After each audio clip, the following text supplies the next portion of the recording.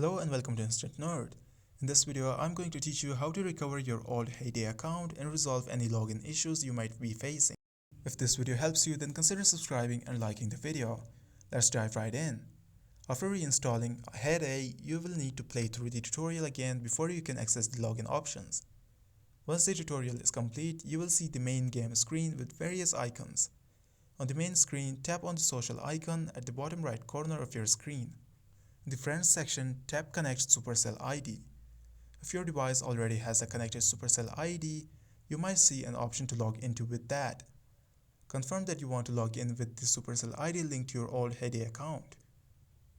If the game logs you into the wrong account or you need to switch to a different form, tap the settings icon on the left side of your screen. Select Setting and then tap Connected under the Supercell ID section. In the Supercell ID settings, scroll down and select Login into different account.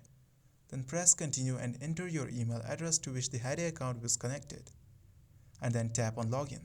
You will receive an email to your inbox. Open it and type the code into the option here. After that, your account will be recovered. And that's it. Now you know how to recover your old Heyday account and resolve login issues. This was for today's tutorial. If you enjoyed this video, then make sure to give it a thumbs up and subscribe to this channel.